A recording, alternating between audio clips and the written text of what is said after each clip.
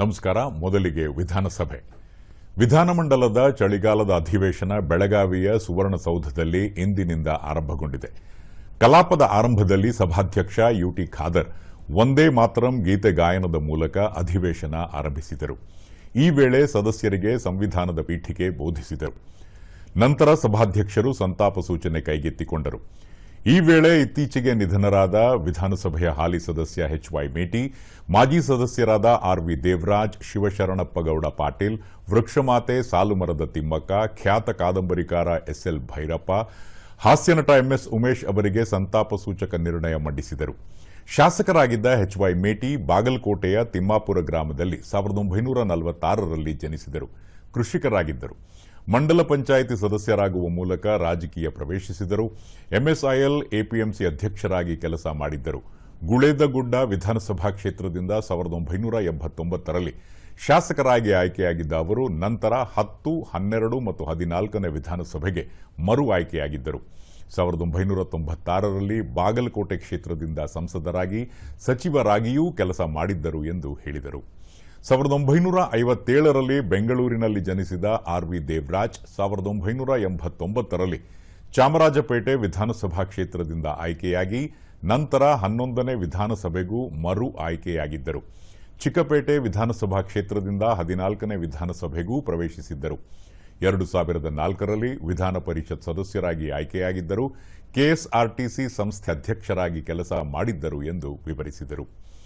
ಶಿವಶರಣಪ್ಪಗೌಡ ಪಾಟೀಲ್ ಕೊಪ್ಪಳ ಜಿಲ್ಲೆಯ ಯಲಬುರ್ಗಾ ತಾಲೂಕಿನ ಹುಣಸಿಹಾಳ ಗ್ರಾಮದಲ್ಲಿ 1948ರಲ್ಲಿ ಜನಿಸಿದರು. ತಾಲೂಕು ಬೋರ್ಡ್ ಅಧ್ಯಕ್ಷರಾಗಿ, ತುಂಗಭದ್ರಾ ಅಣೆಕಟ್ಟು ಮಂಡಳಿ ಮತ್ತು ಹಟ್ಟಿ ಚಿನ್ನದ ಗಣಿ ಅಧ್ಯಕ್ಷರಾಗಿ ಕೆಲಸ ಮಾಡಿದ್ದರು. 1989 ಮತ್ತು 99ರಲ್ಲಿ ಯಲಬುರ್ಗಾ ಕ್ಷೇತ್ರದಿಂದ ಗೆದ್ದು ಮತ್ತೆ 11ನೇ ವಿಧಾನಸಭೆಗೆ ಆಯ್ಕೆಯಾಗಿದ್ದರು ಎಂದು ಸದನಕ್ಕೆ ಮಾಹಿತಿ ನೀಡಿದರು. ವೃಕ್ಷಮಾತೆ ಸಾಲುಮರದ ತಿಮ್ಮಕ್ಕ 1911ರಲ್ಲಿ ತುಮಕೂರು ಜಿಲ್ಲೆಯ ಗುಬ್ಬಿ ತಾಲೂಕಿನಲ್ಲಿ ಜನಿಸಿದ್ದರು. ಮಕ್ಕಳಿಲ್ಲದ ದುಃಖ ಮರೆಯಲು ರಸ್ತೆ ಬದಿಯಲ್ಲಿ ಗಿಡಗಳನ್ನು ಬೆಳೆಸಲಾರಂಭಿಸಿದ್ದರು. ಬಿಂದಿಗೆಯಲ್ಲಿ 4 ಕಿಲೋಮೀಟರ್ ದೂರದಿಂದ ನೀರು ತಂದು ಗಿಡಗಳನ್ನು ಮಕ್ಕಳಂತೆ ಪೋಷಿಸಿದರು. ಸುಮಾರು 4,000ಕ್ಕೂ ಹೆಚ್ಚು ಮರಗಳನ್ನು ಬೆಳೆಸುವ ಮೂಲಕ ಸಾಲು ಮರದ ತಿಮ್ಮಕ್ಕ ಎಂದು ಹೆಸರು ಪಡೆದಿದ್ದರು. ಅನಕ್ಷರಸ್ಥರಾಗಿದ್ದರೂ ಅವರ ಪರಿಸರ ಕಾಳಜಿ ಅಪಾರವಾಗಿತ್ತು. ಕೇಂದ್ರ ಸರ್ಕಾರದಿಂದ ಅತ್ಯುನ್ನತ ನಾಗರಿಕ ಪ್ರಶಸ್ತಿಗಳಲ್ಲಿ ಒಂದಾದ ಪದ್ಮಶ್ರೀ ಪ್ರಶಸ್ತಿ ಪಡೆದಿದ್ದರು. ಇದರ ಜೊತೆಗೆ ಇಂದಿರಾ ಪ್ರಿಯದರ್ಶಿನಿ, ಕರ್ನಾಟಕ ಕಲ್ಪವಲ್ಲಿ, ರಾಜ್ಯೋತ್ಸವ, ನಾಡೋಜ ಸೇರಿದಂತೆ ಅನೇಕ ಪ್ರಶಸ್ತಿಗಳಿಗೆ ಭಾಜನರಾಗಿದ್ದರು. ಎಸ್.ಎಲ್. ಭೈರಪ್ಪ 1931ರಲ್ಲಿ ಹಾಸನ ಜಿಲ್ಲೆಯ ಸಂತೆಶಿವರದಲ್ಲಿ ಜನಿಸಿದರು. ಸತ್ಯ ಮತ್ತು ಸೌಂದರ್ಯ ಎಂಬ ಮಹಾಪ್ರಬಂಧಕ್ಕೆ ಪಿಎಚ್ಡಿ ಪದವಿ ಪಡೆದಿದ್ದರು. ಮೈಸೂರು ವಿಶ್ವವಿದ್ಯಾಲಯ ಸೇರಿ ಹಲವೆಡೆ ಉಪನ್ಯಾಸಕರಾಗಿ ಸೇವೆ ಸಲ್ಲಿಸಿದ್ದರು. 30ಕ್ಕೂ ಹೆಚ್ಚು ಕಾದಂಬರಿಗಳನ್ನು ರಚಿಸಿದ್ದರು. ಕೆಲವು ಚಲನಚಿತ್ರಗಳಾಗಿಯೂ ನಿರ್ಮಾಣಗೊಂಡಿವೆ. ಪದ್ಮಶ್ರೀ, ಪದ್ಮಭೂಷಣ, ಸರಸ್ವತಿ ಸಮ್ಮಾನ್, ಪಂಪ ಪ್ರಶಸ್ತಿ, ಎನ್ಟಿಆರ್ ರಾಷ್ಟ್ರ ಪ್ರಶಸ್ತಿ ಸೇರಿದಂತೆ ಅನೇಕ ಪುರಸ್ಕಾರಗಳಿಗೆ ಭಾಜನರಾಗಿದ್ದರು ಎಂದು ಗುಣಗಾನ ಮಾಡಿದರು. ಚಲನಚಿತ್ರ ರಂಗದಲ್ಲಿ ಎಂಎಸ್ ಉಮೇಶ್ ಜನಪ್ರಿಯ ಹಾಸ್ಯ ಕಲಾವಿದರಾಗಿದ್ದರು. 1940ರಲ್ಲಿ ಮೈಸೂರಿನಲ್ಲಿ ಜನಿಸಿದರು. ಕೆ. ಹಿರಣ್ಣಯ್ಯ ನಾಟಕ ಮಂಡಳಿಯಿಂದ ಬಸವೇಶ್ವರರ ನಾಟಕದಲ್ಲಿ ಬಿಚ್ಚಳನ ಮಗನ ಪಾತ್ರದಲ್ಲಿ ನಟಿಸುವ ಮೂಲಕ ತಮ್ಮ 4ನೇ ವರ್ಷಕ್ಕೆ ರಂಗಭೂಮಿಗೆ ಪ್ರವೇಶಿಸಿದರು. ಪಿಯಾನೋ ವಾದಕರಾಗಿ, ಕೊಂಚ ಕಲಾವಿದರಾಗಿ, ಹಾರ್ಮೋನಿಯಂ ವಾದಕರಾಗಿಯೂ ಸಹ ಗುರುತಿಸಿಕೊಂಡಿದ್ದರು. ಗುಬ್ಬಿ ವೀರಣ್ಣ ನಾಟಕ ಕಂಪನಿಯಲ್ಲಿ ಹೆಚ್ಚು ಕೆಲಸ ಮಾಡಿದ್ದರು. ಒಟ್ಟು 700ಕ್ಕೂ ಹೆಚ್ಚು ಚಿತ್ರಗಳಲ್ಲಿ ನಟಿಸಿ ಜನಪ್ರಿಯತೆ ಪಡೆದಿದ್ದರು. ಕಥಾ ಸಂಗಮ ಚಿತ್ರದ ಪಾತ್ರಕ್ಕಾಗಿ ಅತ್ಯುತ್ತಮ ಪೋಷಕ ನಟ ಪ್ರಶಸ್ತಿ ಪಡೆದಿದ್ದರು. ಹಲವಾರು ಪ್ರಶಸ್ತಿ, ಸನ್ಮಾನಗಳಿಗೆ ಭಾಜನರಾಗಿದ್ದರು ಎಂದು ವಿವರಿಸಿದರು. ಸಂತಾಪ ಸೂಚನಾ ನಿರ್ಣಯ ಬೆಂಬಲಿಸಿ ಮಾತನಾಡಿದ ಮುಖ್ಯಮಂತ್ರಿ ಸಿದ್ದರಾಮಯ್ಯ, ಶಾಸಕರಾಗಿದ್ದ ಎಚ್.ವೈ. ಮೇಟಿ ಪ್ರತಿ ಹಂತದಲ್ಲೂ ತಮ್ಮ ಜೊತೆಗಿದ್ದರು. ಜಾತ್ಯತೀತ ಹಾಗೂ ಸರಳ ವ್ಯಕ್ತಿತ್ವದ ರಾಜಕಾರಣಿ. ಬಾಗಲಕೋಟೆ ಕ್ಷೇತ್ರದಲ್ಲಿ ಸಂಸತ್ತಿಗೆ ಆಯ್ಕೆಯಾಗಿದ್ದರು. ಹಾಲಿ ಸಚಿವರಾಗಿದ್ದಾಗ ಸಂಸತ್ತು ಚುನಾವಣೆಯಲ್ಲಿ ಸ್ಪರ್ಧಿಸುವಂತೆ ಸಲಹೆ ನೀಡಿದ್ದೆ. 2ನೇ ಮಾತು ಹೇಳದೆ ಹೇಳಿದಂತೆ ನಡೆದುಕೊಂಡರು ಎಂದರು. ಸಾಹಿತಿ ಎಸ್.ಎಲ್. ಭೈರಪ್ಪ ಅವರಿಗೂ ಮತ್ತು ನಮಗೂ ಸೈದ್ಧಾಂತಿಕ ಭಿನ್ನಾಭಿಪ್ರಾಯಗಳಿರಬಹುದು. ಆದರೆ ಅವರು ಜನಪ್ರಿಯ ಕಾದಂಬರಿಕಾರರು. ಭೈರಪ್ಪ ಸರಳ ಸಜ್ಜನಿಕೆಯ ಶ್ರೇಷ್ಠ ಕಾದಂಬರಿಕಾರರು ಎಂದು ಕೊಂಡಾಡಿದರು. ವೃಕ್ಷಮಾತೆ ಸಾಲುಮರದ ತಿಮ್ಮಕ್ಕ ಅವರ ಗುಣಗಾನ ಮಾಡಿದ ಮುಖ್ಯಮಂತ್ರಿ, ಬೇಲೂರಿನಲ್ಲಿ ತಿಮ್ಮಕ್ಕ ಅವರ ವಸ್ತು ಸಂಗ್ರಹಾಲಯ ಸ್ಥಾಪಿಸಲಾಗುವುದು ಮತ್ತು ಮುಂದಿನ ವರ್ಷದಿಂದ ಸಾಲು ಮರದ ತಿಮ್ಮಕ್ಕ ಹೆಸರಿನಲ್ಲಿ ಪರಿಸರ ಪ್ರಶಸ್ತಿ ನೀಡುವುದಾಗಿ ಹೇಳಿದರು. ಹಾಸ್ಯ ನಟ ಎಂಎಸ್ ಉಮೇಶ್ ಹಾಗೂ ಇತರ ಗುಣಗಾನ ಮಾಡಿದರು. ವಿರೋಧ ಪಕ್ಷದ ನಾಯಕ ಆರ್ ಅಶೋಕ್ ಧ್ವನಿಗೂಡಿಸಿ, ತಾವು ಮೊದಲ ಬಾರಿಗೆ ಚುನಾವಣೆಯಲ್ಲಿ ಸ್ಪರ್ಧಿಸಿದಾಗ ಮಾಜಿ ಸಚಿವರು ನನ್ನ ಪ್ರತಿಸ್ಪರ್ಧಿಯಾಗಿದ್ದರು. ಆ ಕ್ಷೇತ್ರದಲ್ಲಷ್ಟೇ ಅಲ್ಲದೆ ಸುತ್ತಮುತ್ತಲ ಕ್ಷೇತ್ರಗಳ ಮೇಲೂ ಕಾಂಗ್ರೆಸ್ನ ಆರ್.ವಿ. ದೇವರಾಜ್ ಪ್ರಭಾವ ಇದ್ದ ದಿನಗಳನ್ನು ನೆನಪು ಮಾಡಿಕೊಂಡರು. ರಾಜ್ಯದಲ್ಲಿ ಕೆಲ ರಾಜಕಾರಣಿಗಳ ಹೆಸರು ಜನರಿಗೆ ಗೊತ್ತಿಲ್ಲದೆ ಇರಬಹುದು, ಆದರೆ ಸಾಲುಮರದ ತಿಮ್ಮಕ್ಕ ಎಲ್ಲರಿಗೂ ಚಿರಪರಿಚಿತರಾಗಿದ್ದರು.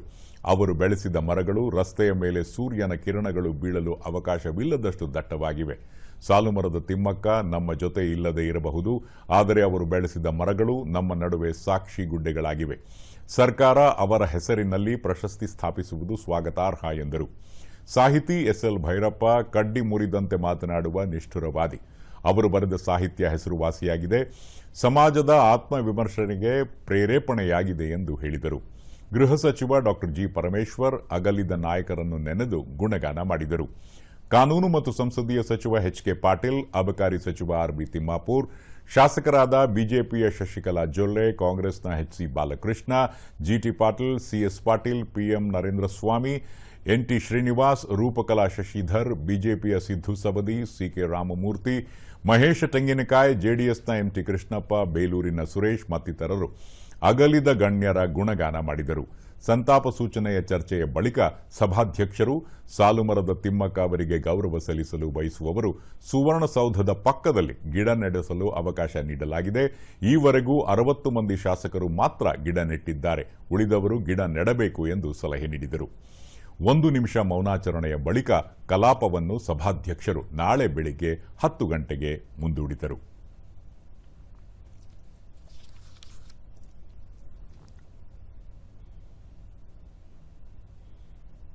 ಇನ್ನು ವಿಧಾನ ಪರಿಷತ್ ಮೇಲ್ಮನೆಯ ಕಲಾಪ ನಿಗದಿಯಂತೆ ಮೊದಲ ದಿನ ಸಮಯಕ್ಕೆ ಸರಿಯಾಗಿ ಆರಂಭವಾಯಿತು. ಈ ವೇಳೆ ಸಭಾಪತಿ ಬಸವರಾಜ ಹೊರಟ್ಟಿ ವಂದೇ ಮಾತರಂ ಗೀತೆಯ ಮೂಲಕ ಕಲಾಪ ಆರಂಭಿಸಿದರು. ಬಳಿಕ ಎಲ್ಲಾ ಸದಸ್ಯರಿಗೂ ಸಂವಿಧಾನ ಪೀಠಿಕೆ ಬೋಧಿಸಿದರು. ಸಭಾಪತಿ ಬಸವರಾಜ ಹೊರಟ್ಟಿಯವರು ಇತ್ತೀಚೆಗೆ ನಿಧನರಾದ ವಿಧಾನ ಪರಿಷತ್ ಮಾಜಿ ಸದಸ್ಯ ಕೆ ನರಹರಿ, ಮಾಜಿ ಶಾಸಕ ಆರ್.ವಿ. ದೇವರಾಜ್, ಮಾಜಿ ಸದಸ್ಯ ಹಾಗೂ ಹಾಲಿ ಶಾಸಕ ಎಚ್.ವೈ. ಮೇಟಿ, ಸಾಹಿತಿ ಎಸ್ಎಲ್ ಭೈರಪ್ಪ, ಹಿರಿಯ ಪತ್ರಕರ್ತ ಟಿಜೆಎಸ್ ಜಾರ್ಜ್, ಗಾಯಕಿ ಅನುರಾಧ, ಸಾಲುಮರದ ತಿಮ್ಮಕ್ಕ, ಚಲನಚಿತ್ರ ನಟರಾದ ಎಂಎಸ್ ಉಮೇಶ್, ಹಿಂದಿ ಚಿತ್ರನಟ ಧರ್ಮೇಂದ್ರ ಅವರಿಗೆ ಸಂತಾಪ ಸೂಚಕ ನಿರ್ಣಯ ಮಂಡಿಸಿದರು. ಸಭಾಪತಿ ಬಸವರಾಜ ಹೊರಟ್ಟಿ ಸಹಕಾರ ಕ್ಷೇತ್ರದಿಂದ ರಾಜಕೀಯ ಕ್ಷೇತ್ರಕ್ಕೆ ಪದಾರ್ಪಣೆ ಮಾಡಿದ ಎಚ್.ವೈ. ಮೇಟಿ ಅನೇಕ ಕ್ಷೇತ್ರಗಳಲ್ಲಿ ತನ್ನದೇ ಆದ ಛಾಪು ಮೂಡಿಸಿದ್ದರು. ಮಂಡಲ ಪಂಚಾಯಿತಿಯಿಂದ ಲೋಕಸಭೆಯವರೆಗೂ ವಿವಿಧ ಕ್ಷೇತ್ರಗಳಲ್ಲಿ ಆಯ್ಕೆಯಾಗಿ ಜನಸೇವೆ ಮಾಡಿದ್ದರು. ಶಾಸಕರಾಗಿ, ಸಂಸದರಾಗಿ, ಸಚಿವರಾಗಿ ಅವರ ಸೇವೆ ಅನನ್ಯ ಎಂದರು. ಆರ್.ವಿ. ದೇವರಾಜ್, ಶಿವಶರಣಪ್ಪ ಗೌಡ ಪಾಟೀಲ್, ವೃಕ್ಷಮಾತೆ ಸಾಲುಮರದ ತಿಮ್ಮಕ್ಕ ಅವರಿಗೆ ನಮನ ಸಲ್ಲಿಸಿ, ಸಾಲುಮರದ ತಿಮ್ಮಕ್ಕ ಅವರನ್ನು ರಾಜ್ಯ ಸರ್ಕಾರ ಪರಿಸರ ರಾಯಭಾರಿಯನ್ನಾಗಿ ನೇಮಿಸಿ ಸಂಪುಟ ದರ್ಜೆಯ ಸ್ಥಾನಮಾನ ನೀಡಲಾಗಿತ್ತು ಎಂದು ಹೇಳಿದರು. ಎಸ್ಎಲ್ ಭೈರಪ್ಪ ಅವರು ಆಧುನಿಕ ಭಾರತದ ಜನಪ್ರಿಯ ಕಾದಂಬರಿಕಾರರಾಗಿದ್ದರು. ಸಮಗ್ರ ಅಧ್ಯಯನದ ಮೂಲಕ ಕಾದಂಬರಿ ರಚಿಸುವ ಅವರ ಶೈಲಿ ಜನಮೆಚ್ಚುಗೆ ಪಡೆದಿತ್ತು. ಅತ್ಯಂತ ಸರಳ ವ್ಯಕ್ತಿತ್ವದ ಭೈರಪ್ಪ ತಮಗೆ ಸಂದ ಪ್ರಶಸ್ತಿಗಳ ಮೌಲ್ಯವನ್ನು ಸಮಾಜಕ್ಕೆ ಕೊಡುಗೆಯಾಗಿ ನೀಡುತ್ತಿದ್ದರು ಎಂದು ಗುಣಗಾನ ಮಾಡಿದರು. ಚಲನಚಿತ್ರ ರಂಗದಲ್ಲಿ ಎಂಎಸ್ ಉಮೇಶ್ ಜನಪ್ರಿಯ ಹಾಸ್ಯ ಕಲಾವಿದರಾಗಿದ್ದರು. ಕಥಾಸಂಗಮ ಚಿತ್ರದ ಪಾತ್ರಕ್ಕಾಗಿ ಅತ್ಯುತ್ತಮ ಪೋಷಕ ನಟ ಪ್ರಶಸ್ತಿ ಪಡೆದಿದ್ದರು. ಹಲವಾರು ಪ್ರಶಸ್ತಿ ಸನ್ಮಾನಗಳಿಗೆ ಭಾಜನರಾಗಿದ್ದರು ಎಂದು ವಿವರಿಸಿದರು. ನಂತರ ಪ್ರಶ್ನೋತ್ತರ ಕಲಾಪ ಆರಂಭವಾಯಿತು. ಸಿಟಿ ರವಿ ಪ್ರಶ್ನೆಗೆ ಉತ್ತರಿಸಿದ ಆಹಾರ ಮತ್ತು ನಾಗರಿಕ ಸರಬರಾಜು ಸಚಿವ ಕೆಎಚ್ ಮುನಿಯಪ್ಪ, ರಾಜ್ಯದಲ್ಲಿ ಅನ್ನಭಾಗ್ಯ ಅಕ್ಕಿ ಅಕ್ರಮ ಸಂಗ್ರಹ ಮತ್ತು ಮಾರಾಟಕ್ಕೆ ಸಂಬಂಧಿಸಿದಂತೆ ರಾಜ್ಯಾದ್ಯಂತ 570 ಜನರನ್ನು ಬಂಧಿಸಲಾಗಿದೆ. ಅನ್ನಭಾಗ್ಯ ಅಕ್ಕಿ ಅಕ್ರಮ ಸಂಗ್ರಹ ಮತ್ತು ಮಾರಾಟಕ್ಕೆ ಸಂಬಂಧಿಸಿದಂತೆ ಒಟ್ಟು 29,603.15 ಕ್ವಿಂಟಾಲ್ ಅಕ್ಕಿಯನ್ನು ವಶಪಡಿಸಿಕೊಂಡಿದ್ದು 314 ವಾಹನಗಳನ್ನು ವಶಪಡಿಸಿಕೊಳ್ಳಲಾಗಿದೆ ಎಂದು ಹೇಳಿದರು. ಶಶೀಲ್ ನಮೋಶಿ ಅವರ ಪ್ರಶ್ನೆಗೆ ಉತ್ತರಿಸಿದ ಶಿಕ್ಷಣ ಸಚಿವ ಮಧು ಬಂಗಾರಪ್ಪ, ನೇಮಕಾತಿಗೆ ಆರ್ಥಿಕ ಸಮಸ್ಯೆ ಇಲ್ಲ, ಮಾಹಿತಿ ಸಂಗ್ರಹಿಸುವ ಕೆಲಸ ಆಗುತ್ತಿದೆ. ಮುಂದಿನ ಶೈಕ್ಷಣಿಕ ವರ್ಷದ ಒಳಗೆ ವಿವಿಧ ಹುದ್ದೆಗಳನ್ನು ಭರ್ತಿ ಮಾಡಲಾಗುವುದು ಎಂದರು. ಬಿಜೆಪಿಯ ವಿಎಸ್ ಸಂಕನೂರ್ ಉಪಪ್ರಶ್ನೆ ಕೇಳಿ ಪ್ರಾಥಮಿಕ ಶಾಲೆಗಳ ಹುದ್ದೆ ಭರ್ತಿಗೆ ಅನುಮತಿ ಕೊಟ್ಟಿಲ್ಲ, 1,600 ಅನುದಾನಿತ ಶಾಲೆಗಳ ಹುದ್ದೆ ಭರ್ತಿಗೆ ಅವಕಾಶ ಕೊಡಿ ಎಂದು ಮನವಿ ಮಾಡಿದರು. ಜೆಡಿಎಸ್ ಸದಸ್ಯ ಗೋವಿಂದರಾಜ್ ಖಾಸಗಿ ಆಸ್ಪತ್ರೆಯಲ್ಲಿ ಸಿಸೇರಿಯನ್ ಹೆರಿಗೆ ಪ್ರಮಾಣ ಹೆಚ್ಚಳವಾಗುತ್ತಿರುವ ವಿಷಯವನ್ನು ಆರೋಗ್ಯ ಮತ್ತು ಕುಟುಂಬ ಕಲ್ಯಾಣ ಸಚಿವರು ಗಮನ ಸೆಳೆದರು. ಆಗ ಪ್ರತಿಕ್ರಿಯಿಸಿದ ದಿನೇಶ್ ಗುಂಡೂರಾವ್, ರಾಜ್ಯದಲ್ಲಿ ಹಣ ವಸೂಲಿಗಾಗಿ ಅನಗತ್ಯವಾಗಿ ಸಿಸೇರಿಯನ್ ಹೆರಿಗೆ ಮಾಡುವ ಖಾಸಗಿ ಆಸ್ಪತ್ರೆಗಳ ವಿರುದ್ಧ ಕೆಪಿಎಂಇ ಅಧಿನಿಯಮದಂತೆ ಕ್ರಮ ಕೈಗೊಳ್ಳಲಾಗುವುದು. ಈ ಸಂಬಂಧ ಸಂಬಂಧಿಸಿದ ಕುಂದುಕೊರತೆ ನಿವಾರಣಾ ಪ್ರಾಧಿಕಾರದಲ್ಲಿ ಯಾವುದೇ ದೂರು ಸಾರ್ವಜನಿಕರಿಂದ ದಾಖಲಾಗಿಲ್ಲ. ದೂರು ಬಂದರೆ ಆಧರಿಸಿ ಅಗತ್ಯ ಕ್ರಮ ಕೈಗೊಳ್ಳಲಾಗುವುದು ಎಂದು ಹೇಳಿದರು. ಬಿಜೆಪಿಯ ತಳವಾರ್ ಸಾಬಣ್ಣ ಅವರು ಬೆಳಗಾವಿಯ ಭೂತರಾಮನಹಟ್ಟಿಯ ರಾಣಿ ಚೆನ್ನಮ್ಮ ಕಿರು ಮೃಗಾಲಯದಲ್ಲಿ 31 ಕೃಷ್ಣ ಮೃಗಗಳು ಸಾವನ್ನಪ್ಪಿವೆ. ಕೃಷ್ಣ ಮೃಗಗಳ ಸಾವಿಗೆ ಅಧಿಕಾರಿಗಳ ನಿರ್ಲಕ್ಷ್ಯದ ವಿರುದ್ಧ ಸರ್ಕಾರದ ಕ್ರಮವೇನು ಎಂದು ಅರಣ್ಯ ಸಚಿವರನ್ನು ಪ್ರಶ್ನಿಸಿದರು. ಆಗ ಸಚಿವ ಈಶ್ವರ್ ಖಂಡ್ರೆ, ಬ್ಯಾಕ್ಟೀರಿಯಾ ಸೋಂಕಿನಿಂದ ರಾಣಿ ಚೆನ್ನಮ್ಮ ಕಿರು ಮೃಗಾಲಯದಲ್ಲಿ ನವೆಂಬರ್ 13ರಿಂದ 17ರವರೆಗೆ ಒಟ್ಟು 31 ಕೃಷ್ಣ ಮೃಗಗಳು ಸಾವಿಗೀಡಾಗಿವೆ. ಮೃಗಾಲಯದ ವೈದ್ಯರು, ಪಶುಸಂಗೋಪನಾ ಇಲಾಖೆಯ ಸ್ಥಳೀಯ ವೈದ್ಯರು ಮರಣೋತ್ತರ ಪರೀಕ್ಷೆ ನಡೆಸಿ ಪಶು ವೈದ್ಯಕೀಯ ಜೈವಿಕ ಸಂಸ್ಥೆಗೆ ಮಾದರಿ ಕಳಿಸಿದ್ದರು. ಎಲ್ಲಾ ಕೃಷ್ಣ ಮೃಗಗಳು ಸೋಂಕಿನಿಂದಲೇ ಮೃತಪಟ್ಟಿರುವುದನ್ನು ಖಚಿತಪಡಿಸಿದ್ದಾರೆ ಎಂದು ಹೇಳಿದರು. ಚಿದಾನಂದ ಗೌಡ ಪ್ರಶ್ನೆಗೆ ಉತ್ತರಿಸಿದ ಶಾಲಾ ಶಿಕ್ಷಣ ಮತ್ತು ಸಾಕ್ಷರತಾ ಸಚಿವ ಎಸ್ ಮಧು ಬಂಗಾರಪ್ಪ, 2025-26ನೇ ಸಾಲಿನಲ್ಲಿ 900 ಸರ್ಕಾರಿ ಶಾಲೆಗಳನ್ನು ಕರ್ನಾಟಕ ಪಬ್ಲಿಕ್ ಶಾಲೆಗಳನ್ನಾಗಿ ಉನ್ನತೀಕರಿಸಲಾಗುತ್ತಿದೆ. ಮುಂದಿನ ದಿನಗಳಲ್ಲಿ ಎಲ್ಲಾ ಗ್ರಾಮ ಪಂಚಾಯಿತಿಗಳಲ್ಲಿ 1 ಕರ್ನಾಟಕ ಪಬ್ಲಿಕ್ ಶಾಲೆಗಳನ್ನು ಹಂತ ಹಂತವಾಗಿ ಪ್ರಾರಂಭಿಸಲಾಗುವುದು. ಕನ್ನಡ ನಮ್ಮ ರಕ್ತದಲ್ಲೇ ಇದೆ, ಯಾವುದೇ ಕನ್ನಡ ಶಾಲೆಗಳನ್ನು ಮುಚ್ಚುವುದಿಲ್ಲ ಎಂದು ಸದನಕ್ಕೆ ಭರವಸೆ ನೀಡಿದರು. ಬಜೆಟ್ನಲ್ಲಿ 500 ಕರ್ನಾಟಕ ಪಬ್ಲಿಕ್ ಶಾಲೆಗಳನ್ನು ಆರಂಭಿಸುವ ಘೋಷಣೆ ಮಾಡಿದ್ದೇವೆ. 2025-26ನೇ ಸಾಲಿನಲ್ಲಿ ಈಗಾಗಲೇ ಕಾರ್ಯಾಚರಣೆಯಲ್ಲಿರುವ 309 ಕೆಪಿಎಸ್ ಶಾಲೆಗಳಲ್ಲಿ ಪೂರ್ವ ಪ್ರಾಥಮಿಕದಿಂದ ಪದವಿ ಪೂರ್ವ ತರಗತಿಯವರೆಗೆ ಒಟ್ಟು 2,72,464 ವಿದ್ಯಾರ್ಥಿಗಳು ಕರ್ನಾಟಕ ಪಬ್ಲಿಕ್ ಶಾಲೆಗಳಲ್ಲಿ ವ್ಯಾಸಂಗ ಮಾಡ್ತಾ ಇದ್ದಾರೆ. ಈ ಕೆಪಿಎಸ್ ಶಾಲೆಗಳಲ್ಲಿ ಖಾಲಿ ಇರುವ ಶಿಕ್ಷಕರ ಹುದ್ದೆಗಳಿಗೆ ಅತಿಥಿ ಶಿಕ್ಷಕರನ್ನು ನೇಮಕ ಮಾಡಲಾಗಿದೆ. ಶಿಕ್ಷಕರ ಕೋರಿಕೆ ವರ್ಗಾವಣೆ ಪ್ರಕ್ರಿಯೆ ಚಾಲ್ತಿಯಲ್ಲಿದ್ದು, ವರ್ಗಾವಣೆ ಪ್ರಕ್ರಿಯೆ ಪೂರ್ಣಗೊಂಡ ನಂತರ ಪರಿಪೂರ್ಣವಾಗಿ ಹೆಚ್ಚುವರಿ ಶಿಕ್ಷಕರ ಮರು ಹೊಂದಾಣಿಕೆ ಪ್ರಕ್ರಿಯೆಯನ್ನು ತರ್ಕಬದ್ಧಗೊಳಿಸುವ ಮೂಲಕ ಕೆಪಿಎಸ್ ಶಾಲೆಗಳಲ್ಲಿರುವ ಖಾಲಿ ಹುದ್ದೆಗಳನ್ನು ಆದ್ಯತೆ ಮೇರೆಗೆ ಭರ್ತಿ ಮಾಡಲು ಕ್ರಮ ವಹಿಸಲಾಗುವುದು ಎಂದು ತಿಳಿಸಿದರು. ನಂತರ ಸದನವನ್ನು ಭೋಜನ ವಿರಾಮಕ್ಕೆ ಮುಂದೂಡಲಾಯಿತು.